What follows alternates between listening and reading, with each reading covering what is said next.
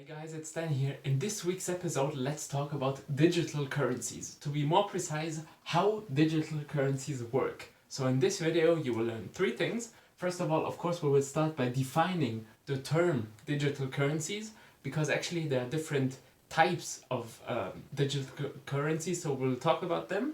Then, of course, we will look at some examples, including, of course, the famous Bitcoin.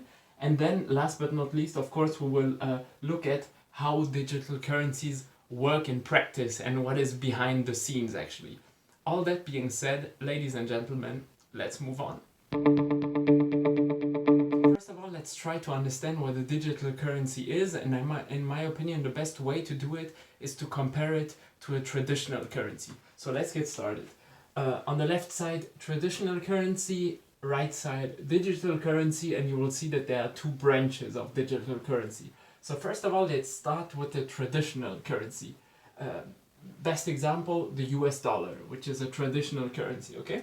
What do you see on a US dollar? On top of it, Federal Reserve note. What does it mean and why is it on the bill? Well, because this piece of paper here is not made by someone in the basement or something like that, but it's made by the US Central Bank, which is also called the Federal Reserve. And this is why the US Central Bank controls the US dollar supply, okay? They are kind of the manager of the US dollar. Now the big question for traditional money, how is this money coming into your hand? Well, basically this is the principle. The US Central Bank prints the money, and the tricky thing, usually it is virtually, but it is also traditionally. Let me explain. Because when the central bank is saying that they are printing money, it means, of course, they are printing physical money, okay? But they are also printing virtual money. Let me explain. Who is in charge of making sure that you get this money at the end of the day? Well, it is the commercial banks. So there is a relationship between the Federal Reserve, the US Central Bank, and the commercial banks, because the commercial banks are here to distribute the US dollars. So between these two here, there is a relationship because the central bank is pushing down the US dollars, but the first step here is done virtually. So the Federal Reserve is not going to the banks with a big bag of US dollars in paper form and is saying, okay, here is the money, please distribute it to the people. This is not how it works. But there is a complicated exchange system between these two counterparties. And the money here is completely virtual, okay? So it's a virtual US dollar system, which is basically this stuff, but electronic, okay? That's why we also talk about e-money or electronic money, okay? Once the money is here and is distributed to the people, individual and companies, let's say to a car loan or something like that, then it can, of course, become traditional paper, okay? Meaning, if I'm going to the ATM and getting $100, well, I get a real bill in my hand, okay? But what you have to understand with traditional money is that the US dollar is controlled by the US Central Bank, and that it is managed and therefore has a kind of a steady value compared to other currencies. This is very important to understand. You have a general manager, and then you have counterparties who distribute the money to the people. And what do the people in the company do with the money? Well, they either save it, spend it, invest it, or convert it into a different currency maybe. So this is what you already know. This is the traditional currency situation. Now let's look at digital currencies. What is a digital currency? Well, actually there are two types, two branches of digital currency, and this is where it gets a little bit tricky. The first one is what I mentioned at this point here, which is called virtual currency or e-money. This is very important to understand that most money which is in the worldwide circulation is not in paper form, but is electronic money, meaning it is, let's say, it's the US dollar, but on a computer, okay? And this is very important to understand because that's the first and big branch of digital currency, which is virtual currency, or in other words, e-money. what does it mean? And PayPal is a great example of that. What do you need if you want to open a PayPal account, which makes all the transactions and all that stuff virtual and easy? Well, you need a bank account. Why? Because one traditional US dollar equals one virtual US dollar, okay? Let's say if you open an account on PayPal, you connect your bank account to PayPal, and if you are sending 100 US dollars virtually to your friend electronically, it's the same value as giving this person a $100 bill, okay? So in this case, it is virtual money, but it is pegged to traditional currency, okay? So this is actually the same, only the form is changing, okay? So 100 US dollars in traditional currency is the same as 100 US dollar as e-money or virtual currency, okay?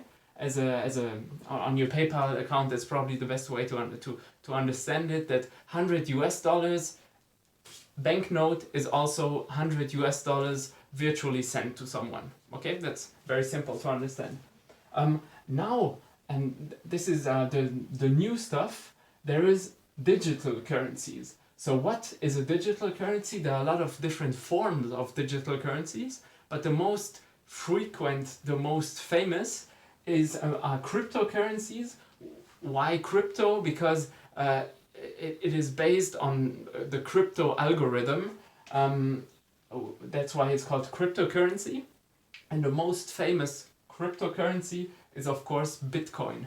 Today, Bitcoin represents, if you convert all the Bitcoins in the world at the current exchange rate into US dollars, it's about 1.2 trillion US dollars. So it's getting pretty big, especially since the beginning of the year, since it became really popular and legal in many countries and regulated in many countries. Okay, so what's the big difference between, we saw before that traditional currencies, so this stuff, is the same as virtual currencies or e-money, just the format is different, okay?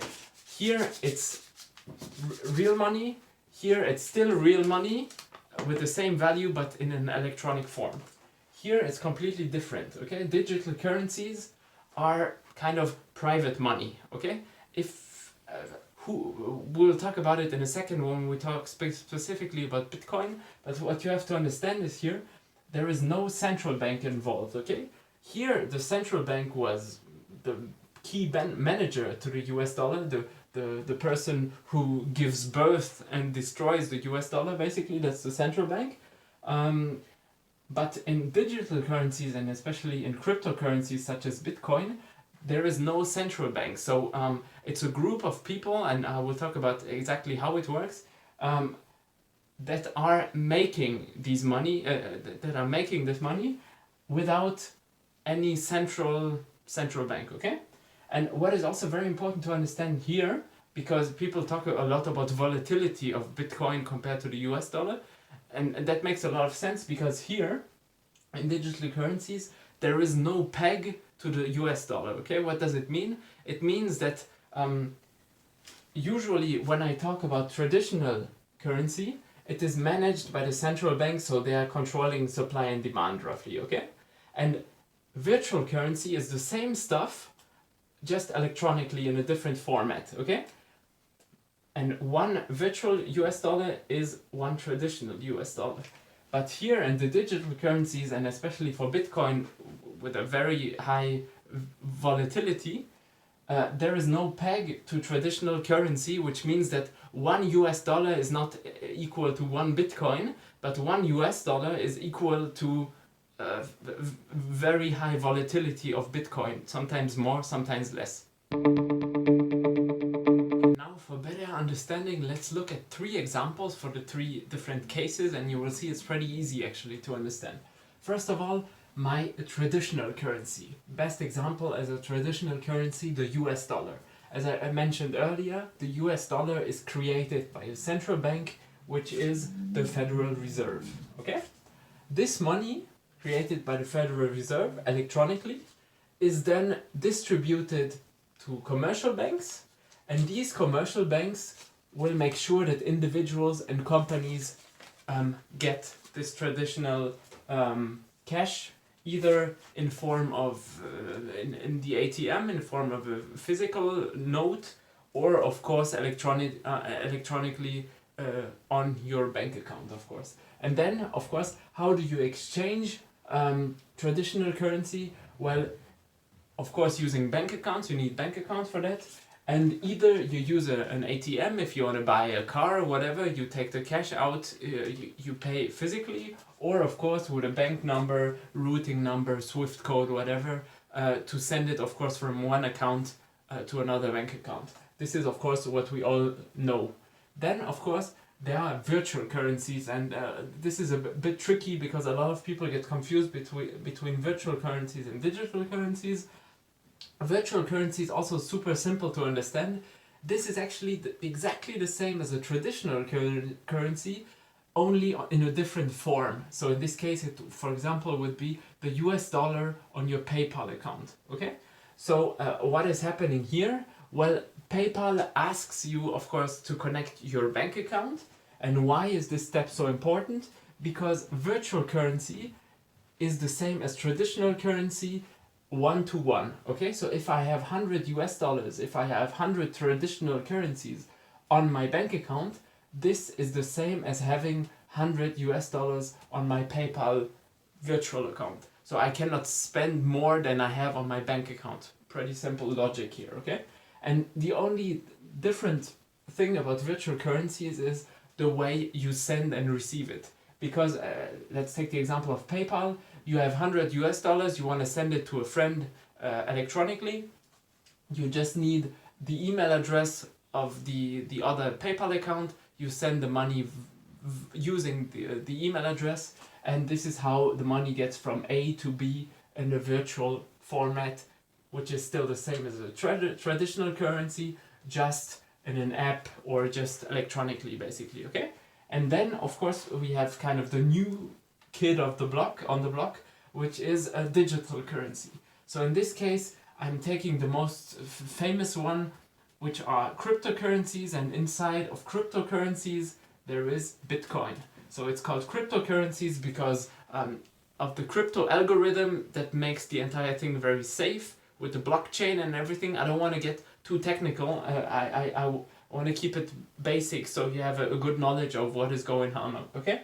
So Bitcoin in this case is not created by a central manager, so it's not created by a central bank, but it is created basically by people who have computers or companies. They have computers and they create new Bitcoins, and they are called miners. So what is very specific here is it is, as I just mentioned, a decentralized organization. So let's say you have 1 million miners, so 1 million people who are mining, creating Bitcoins. This is also what makes the entire thing very safe, because every new Bitcoin created needs to go through a very complicated secured process which is called the blockchain. So it has to solve a lot of mathematical problems, and this is also why it needs a lot of energy and a lot of computer power. Once this is made, and once the Bitcoin exists, once it has been mined, you can of course buy and sell Bitcoin. And how do you do that? Well, there are different platforms where you can buy and sell Bitcoin, and this is always at the current exchange rate. And this is where it gets a bit tricky, because of course Bitcoin is very volatile, okay? Meaning today maybe you can get for 1 Bitcoin you get 50,000 US dollars, but in 2 years you get 5,000 or 100,000. You don't know, because it's super volatile. This is why it's not a great currency at the moment, because a currency needs to be stable in order to be performant, basically. And once the entire buy and sell process is understood, now how do you access and how do you send and receive Bitcoins? Well, in this case, you access your Bitcoins using a specific key, which is a very long digital code, basically. You should remember or write it down or something like that. And there are actually two forms where your Bitcoins are. Either they are locally on a hard drive, or they are in a digital wallet, let's say kind of an app, okay? But in both cases, you need a complicated password or complicated key to access it. And the way you send or receive Bitcoin is basically a little bit the same as PayPal. The only difference is when you send money and receive money with PayPal, you're using an email address, and with Bitcoin, you use a very specific code from the other person, which makes it anonymous actually. You cannot know to whom you are sending the Bitcoin. So I hope and now you know what the difference is between traditional currency, virtual currency, and digital currency. Can be a little bit tricky if you don't know exactly what to look for. I hope I was helpful by explaining you all these different details. Now you can make a wise decision what kind of money you want to send and keep and buy and all these things. So now that you know all that stuff, and if I was helpful, don't forget to like, of course, don't forget to subscribe if you want to have more of that content. I post every Sunday corporate finance, market finance videos. So of course, subscribe, like, activate the little thing. Of course, I'm also on Instagram, Stan the Finance Man, if you want to find me. Otherwise, I wanted to tell you, enjoy your week, stay safe, stay smart. Bye bye, guys.